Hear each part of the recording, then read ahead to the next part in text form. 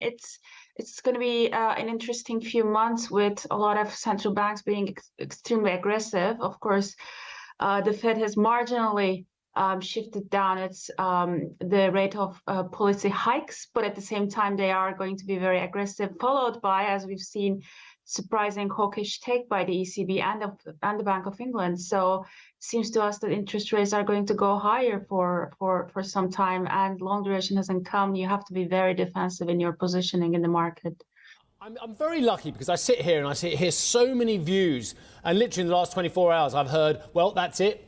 We've had an end to the hikes now, from one commentator this time yesterday, because inflation is going to dip aggressively, to the view that we're going to stay a lot higher for a lot longer and go much higher than the market has a tolerance of.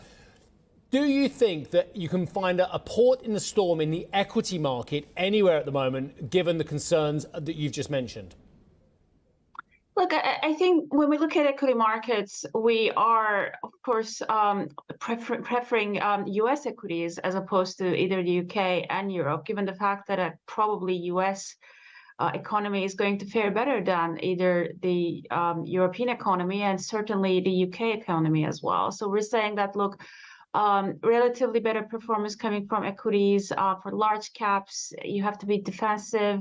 You have to be long in places such as healthcare, energy, and to some extent consumer staples, which will be able to weather these high margin pressures that will continue in the next 12 to 18 months. So, and bottom-up stock selection is something that we are emphasizing these days, given the fact that, again, the market bottom has not happened yet, and you have to be very careful in understanding the fundamentals behind stock performances.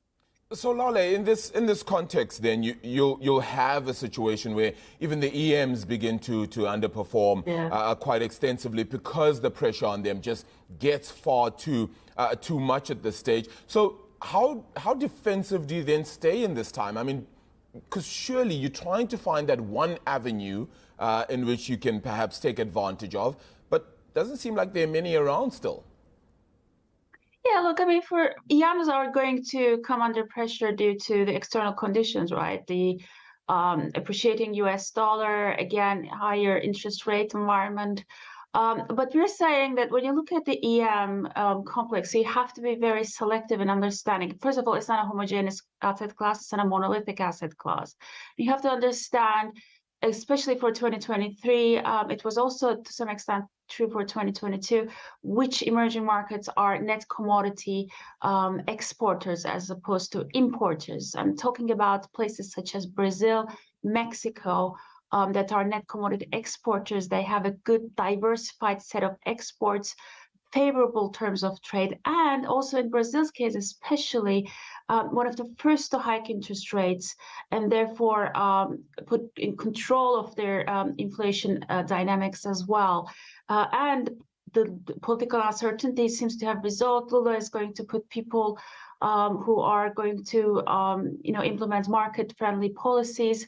We are especially more optimistic for the Brazil equities for 2023. To some extent, that's also true for Mexico as well, given that its economy is tied to the U.S. economy and given that relative outperformance for U.S. economy that I've talked to you about before.